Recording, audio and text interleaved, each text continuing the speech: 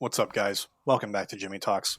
I want to get into my time as an EMT and tell you the unfiltered stories from my mental notes. These are some of the calls that stuck with me over time, some of it being crazy, some of it being funny, some of it being a little bit heartbreaking, some of it just being downright bizarre. So, let's just get right into it. One of my first calls I ever had as a new EMT, I'll never forget because I was only a few months into the job, and I walk into this house. The call came over dispatch as like pain or something. The second I step through the door, this lady screams at the top of her lungs, "My fucking asshole hurts." I mean, like, no warning, no context. It was just screaming. And I was standing there trying not to lose my shit, laughing my ass off because, like, come on, this is pretty funny. While giving her an assessment, and I was hooking her up to the monitor, which is our vitals machine, in other words, to get her blood pressure, heart rate, oxygen saturation, all that stuff.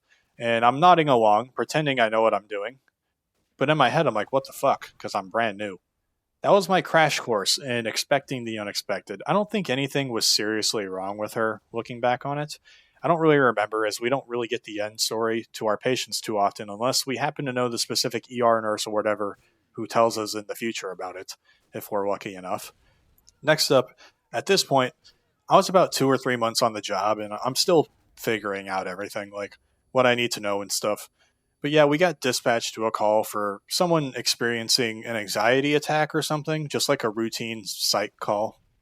Dispatch told us the patient described to them that she feels like something is going to happen, which is eerie because it ended up getting pretty spicy. And it had nothing to do with the patient. But anyways, we pull up to a stoplight like halfway to the call, and we happen to be in the party district of the city at like midnight in the middle of the summertime. When it's hot outside, that's when everyone acts wild, not just with alcohol and partying, but also with crime.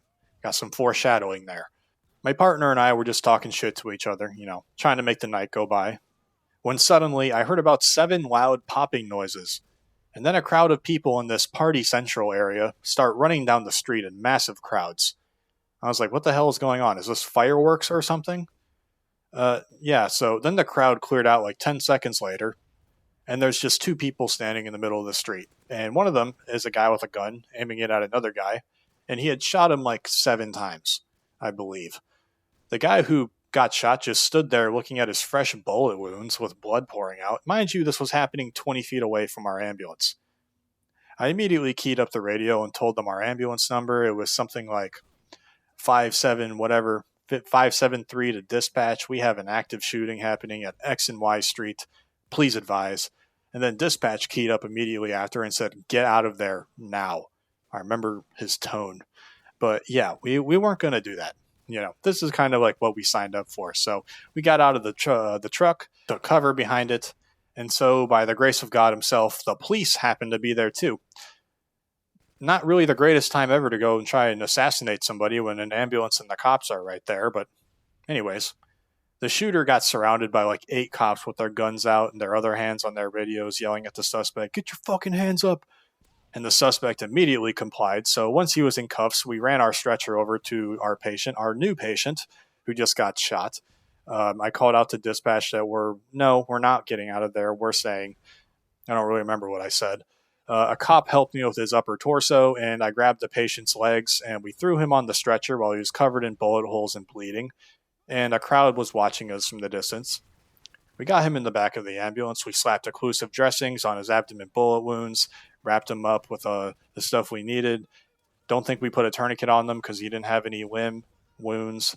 And I could feel myself freezing up for a second like deer in headlights till I mentally slapped myself in the face and told myself to get back into the fight and to do my damn job. And dispatch is blowing us the fuck up on the radio, but I just tuned it out without even knowing it during all this. And I got into the driver's seat, my partner in the back, and dispatch is screaming at us, "Unit 573, what is your status?" And we have 3 ambulances for backup racing to us. They don't know what's going on. A supervisor and a fly car racing to our location, and like 6 more cop cars. I keyed up and practically yelled into them like, "We're 573. We're code 3 to," and then the hospital, which I won't name for OPSEC reasons. Code 3 is a lights and sirens transport, which you don't always do. The majority of the time you don't do, actually. My adrenaline was absolutely pumping, but we ran towards the gunshots and we saved someone, so that's all that matters. My partner at the time, before we even left, he told me to wait for a paramedic truck to arrive since we were both EMTs, we're a BOS unit. But in my wisdom of a mere 3 months on the job, I told him to shut up, and I drove the patient anyways while he was in the back. And we didn't wait for a higher level of care to arrive because the trauma center was 7 or 8 minutes away.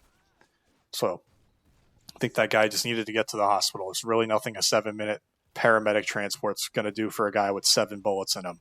So we went hard as hell to the trauma center. The crowd was watching us the whole way there until we got onto the highway. The patient stopped breathing like 3 times during transport, and he was being bagged, which means a bag valve mask was used on him to support his breathing. And our truck was covered in blood from the patient. So were my pants from picking him up and putting him on the stretcher initially. Mind you, I'm like 3 months on the job at this point, so yeah, it was pretty exhilarating.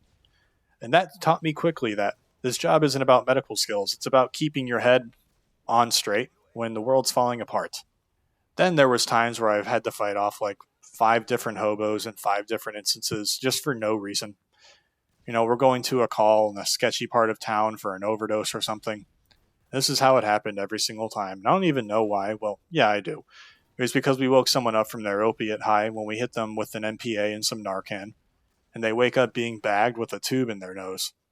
But yeah, they'd wake up pissed off and suddenly I'm fighting someone, trying to protect myself while my partner's helping me and also yelling at them to back off. We typically manage to figure it out, but yet again, it's just another wake-up call about how unpredictable the streets can be sometimes. You're not just an EMT, you're also a bouncer. So, speaking of protecting the ambulance, there was just one guy who was way too interested in our rig. We're on a call for some routine bullshit call, whatever. And this dude, the patient, when we got him, it took him 10 minutes to get out of his house because he said he was getting dressed. He yelled at us through the door. He was only getting transported to the hospital so we could get like a detox. Like, you called an ambulance for that? Seriously? He's asking all these suspicious questions like, where do you keep your narcotics? You got any good stuff in there? How much money does this stretcher cost? What's your most expensive piece of gear in here? Like, dude, I wasn't born yesterday. You want to rob us and steal our equipment. And I'm watching him like a hawk because I know he's scoping out what he can steal. And he's acting all casual about it, but his eyes are darting to the ambulance doors. And this was a call about withdrawals from drugs and alcohol. Not to blanket judge people, but a lot of these kinds of folks are just sketchy when they get to a low place in life. And, you know, I'm sorry, but whatever. My partner and I had to play it cool, though, and keep an eye on him and get him out of our truck as soon as possible. It's wild how you have to be part medic, part security guard. You have to be on alert for people trying to steal your shit. That's crazy. Then I had one guy whose oxygen saturation was in the 60s, which is dangerously low. The normal O2 range is about 92 to 100, and this guy was as blue as the sky by the time we got to him. We had to slap a CPAP on him to keep him breathing and to get his sats up, and carried him out of his house with a stair chair, and this guy was blue. And before we're ready to take off, I tell my partner to make this a Code 3 transport to the hospital. And the only reason we even responded because we were the only unit in the whole entire city at the time. Severely understaffed. But I keyed up on the radio and I called ahead to the hospital that we were going to as ER to be ready for our arrival. We get to the hospital. I'm giving my report to the doctor. I'm laying out his vital signs, the interventions we did for him, the whole deal. But the doctor just brushed me off. He didn't listen to a word I said. He just starts commanding nurses around and doing his own assessments, completely ignores me, and sends the guy straight to the ICU from the ER, which is a big deal because that doesn't happen immediately after transport often. And I was like, all right, fuck you then in my head. And it turns out, though, the guy was in critical condition and he did need the ICU, but the doctors, they just kind of ignore you sometimes, which is wild. But whatever, though. Anyways, the frustration of not being heard when every second matters, you know? It's crazy. Then there was a call for a possible CVA, which in other words was a stroke. Again, early in my EMS career. I'm still new to the job, nervous as hell, but I caught the signs when I made patient contact, and we conducted a FAST test on him, which is an acronym of finding It's a test to find a stroke, basically. And he showed the obvious signs like slurred speech, weakness on one side, all that stuff. And us EMS are there, of course, as well as the fire department. And we carried the patient out of his 2-story house on something we like to call a mega mover, which is just a disposable tarp with handles on it, which you carry the patient out with. We rushed this guy to the hospital. We called ahead to the ER for an incoming code stroke, and it turns out after a quick MRI, he did indeed have a brain bleed. The doctor pulled me aside afterwards and he told me, that guy you just brought in, he had a brain bleed. Your quick action saved his life. Good job. And I didn't even know what to say. I was like, oh, okay, good. And he looked at me kind of confused and walked away after. But after I processed it, I was like, yeah, man, that felt great. That felt good. That felt really good. Knowing we caught it in time and got him to where he needed to be was like the kind of moment that makes the job worth it. I had another one where it was actually a transfer, not a 911 call, but what had happened was that a young boy, about 10 or 11 years old, was riding a dirt bike or a four-wheeler or something without a helmet, and he had went and hit a jump while riding this thing, and he didn't land normally. He flew off the bike somehow, and he hit his head on a tree, and he just went unconscious. He was like 10 feet in the air, 20 feet in the air. His mom threw him in their car immediately and drove him to the ER. I think he had a brain bleed or something after they took an MRI of his skull. But yeah, dispatch called us out for an emergency transfer. So we had to go there from the station to the hospital code 3, which again means lights and sirens. And when we get in there, the kid was sedated and intubated, which means he had an ET tube stuck down his throat to manage his airway. Anyways, the dumbass doctor did not sedate him enough because he was waking up and trying to pull his intubated tube. He's intubated. He's trying to pull the tube out, and he wasn't on soft restraints either, which is what you do. You soft restrain people when they're intubated. So we sedated him even more, and once we loaded the 10-year-old dying child into our ambulance, the mother came up front with me where I was driving because I told her I did not want her to see her kid in that condition. But yeah, I went 120 miles per hour, or for the Europeans, 193 kilometers in a huge ambulance. And I made a 45-minute drive in 20 minutes to the pediatric hospital for our little guy. And I literally never speed in the ambulance ever, except for kids. I only drove extra fast for kids. No one else. And he made a full recovery. Came to find out. So, excellent. Now, not every call has a happy ending, though, because I remember responding to this old lady's house out in the countryside when I got my rural country EMS job. And this lady was probably in her 70s or 80s, and we find her dead on the couch. Nothing we can do for her. She's rigged, which means she's been dead for quite some time. She's pale as a ghost. Her body's as stiff as a rock. There's nothing we could have done for her. So she had already been dead for 12 hours, maybe a day. But anyways, here's the real kicker here. There's a mirror on her coffee table with neatly cut lines of white powder. I don't know what it was, but I suspected it to be meth. Just due to our environment, rural countryside, it's a popular drug around there.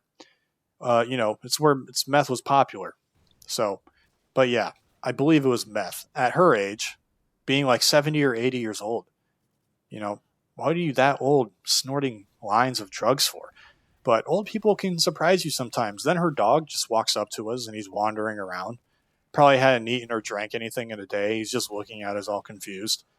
Then the police show up. They start investigating. We call the coroner for a DOA, which means dead on arrival. We gave our report to them, left the body with them, went back to the station. It was kind of weird, though, because nobody expects a granny to be snorting lines, It's just kind of like a reminder. You never know what's going on behind closed doors in people's lives. Then there was this other call, and it still turns my stomach to this day. It was summertime, mind you, in the southern U.S. where temperatures get high and humidity does as well, and we get sent to a house for a welfare check. Someone hadn't seen their neighbor for like 3 weeks, an elderly woman. Can you see where I'm getting at here? So we knocked on the door, and eventually we had to kick it in alongside the police, and we see a body on the floor in the living room. And this lady had been dead for like 3 weeks. The heat had basically melted her into the floor. Flies and maggots were everywhere. I could hear the flies from outside before we even breached the door just by kicking it in. The smell was so bad you could barely breathe. I've seen a lot, but that was utterly disgusting and the worst smell of my life. We did what we had to do, which was really nothing, besides documenting everything. Then we let the coroner take over. That call stuck with me not just because of the scene, But, it was the worst smell I've ever smelled in my life. But because it showed me how lonely some people's lives can be. Nobody had checked on her for weeks.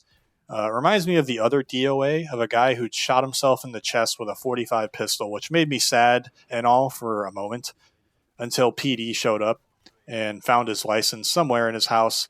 Then they ran his info, and it turned out the guy killed himself because he had a warrant for touching little kids. And after that, I was like, oh, I don't give a shit. Good riddance to that motherfucker. The trash took itself out. So what's weird though is that it took me like 4 or 5 days to even remember these couple examples because I don't even remember most of the calls I ran.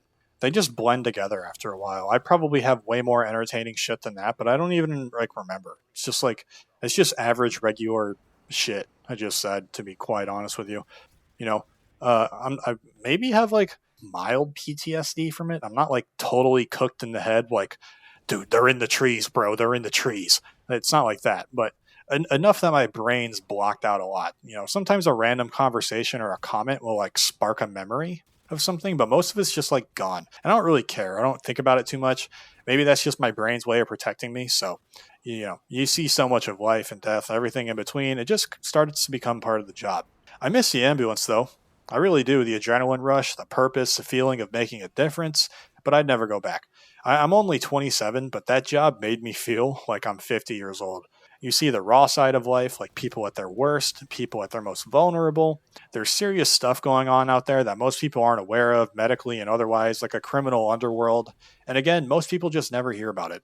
The whole criminal underworld aspect in some cities that flies under the radar, sometimes stuff we'd respond to, wasn't even reported in the news or to like crime maps.